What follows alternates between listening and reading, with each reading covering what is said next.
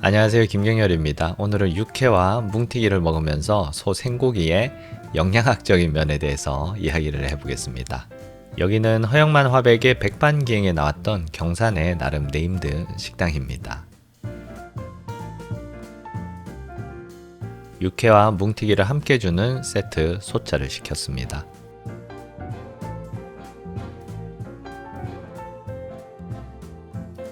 천엽이랑 간, 골수를 먼저 주시네요. 이 중에서 저는 천엽만 먹습니다. 천엽은 소의 세 번째 위인데 잎사귀 천장을 겹친 모양 같다고 해서 천엽이라는 이름이 붙었고요. 내장 중에서는 지방 함량이 낮고 단백질 함량이 높은 편입니다. 비타민과 미네랄도 포함하고 있고요.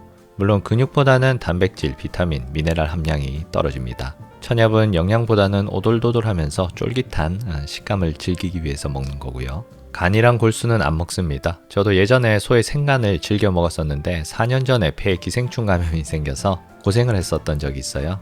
제가 관련 영상도 만들었었죠. 소의 생간에서 전염될 수 있는 개회충은 약국에서 구입하는 구충제로는 치료가 안 되고 의사에게 프레지퀀타를 처방받아야 되기 때문에 치료가 안 되는 건 아니지만 그 과정이 좀 번거롭죠.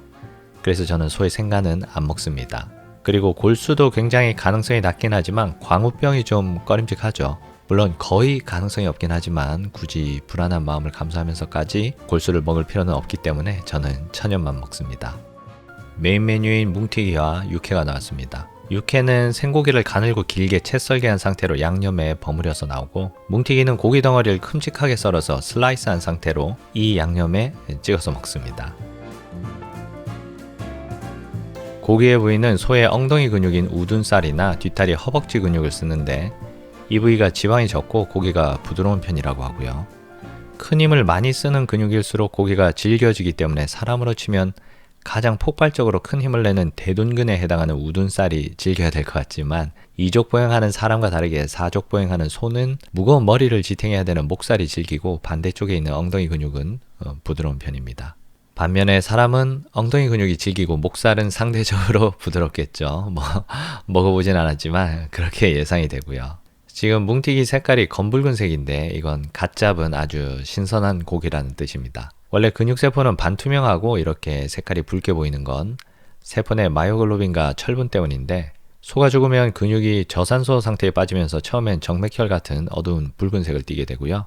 도축하고 시간이 지나서 고기의 잘려진 면이 공기에 노출되면 마이오글로빈이 산소 분자와 결합하면서 동맥혈 같은 밝은 붉은색을 띠게 됩니다. 마이오글로빈이 헤모글로빈보다도 산소 친화력이 더 높죠.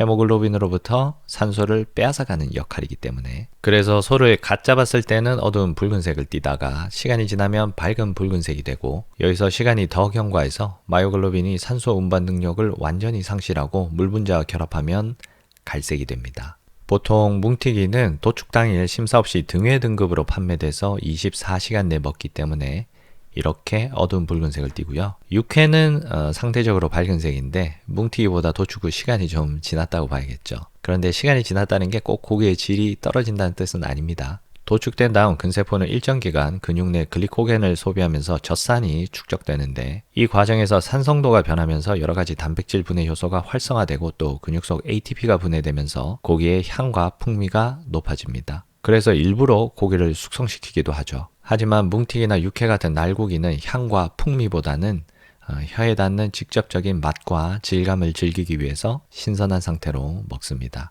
구운 고기와 비교해 생고기의 질감은 액틴과 마요신의 결합 조직이 아직 튼튼하기 때문에 씹어도 잘 끊어지지 않고, 세포 내 수분이 충분하기 때문에 씹었을 때 눌렸다 회복되는 탄력을 느낄 수 있습니다. 약간 미끌거리기도 하고요. 고기를 구울 때 생기는 세포 손상으로 수분이 방출되면 그게 육즙이 되는 거죠. 그리고 이렇게 손상된 세포에서 나오는 여러 가지 화학물질들로 인해 고기의 향과 풍미가 높아지는데, 익힌 고기에 비해 생고기는 그런 풍미가 약하고 또 소화도 잘 안 되는 편입니다. 근섬유의 결합 조직이 물리적으로 단단하니까. 연구에 따르면 익힌 고기는 생고기에 비해서 소화에 필요한 에너지가 12.7% 적게 든다고 합니다. 그리고 생고기는 위생상의 문제가 생길 수도 있죠. 소고기는 도축 과정에서 대장균에 감염될 가능성이 있는데, 대장균은 68도씨에서 멸균되기 때문에 웰던의 기준이 되는 70도 이상에서 요리해 먹는 게 가장 안전하긴 합니다. 하지만 대장균은 보통 고기 내부에는 없고 도축 과정에서 외부에 묻어서 생기기 때문에 살균을 위해서 꼭 내부 온도를 70도까지 높일 필요는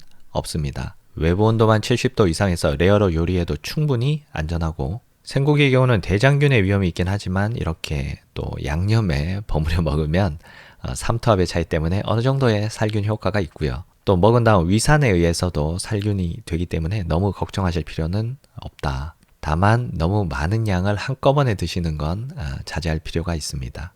지금까지 익힌 고기에 비해 안 좋은 점만 너무 말씀드린 것 같은데, 우리 조상들이 생고기를 먹다가 고기를 익혀 먹게 됐던 이유가 있는 거죠.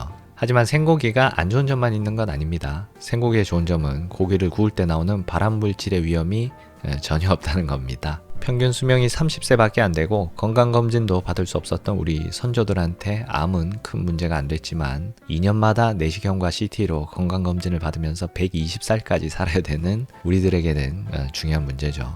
그리고 생고기가 익힌 고기와 비교해서 소화 흡수율이 떨어지긴 하지만 소고기 자체가 인간에게 필요한 단백질, 비타민, 그리고 철분 같은 미네랄을 풍부하게 가지고 있는 최상급의 재료이기 때문에 익힌 고기에 비해 10에서 15% 정도 소화율이 떨어진다고 해도 큰 문제가 되지는 않는다고 생각합니다. 그래서 정리를 해보자면 고기의 향과 풍미를 느끼면서 잘 소화시켜서 효율적으로 영양분을 얻기 위해선 살짝 익혀 먹는 게 좋다. 반면 뭉티기와 육회 같은 생고기는 그런 요리의 문화적인 면들보단 좀 더 직접적으로 고기의 촉감과 질감을 느끼면서 식문화의 원시적이고 본능적인 면을 즐기고 싶을 때 먹기 좋은 음식이다. 그렇기 때문에 호불호가 갈리긴 하지만 제 개인적으로는 아주 좋아합니다. 그럼 오늘 영상은 여기까지 하겠습니다. 모두 건강하시고요. 저는 다음 시간에 돌아오겠습니다. 긴 시간 끝까지 시청해 주셔서 감사합니다.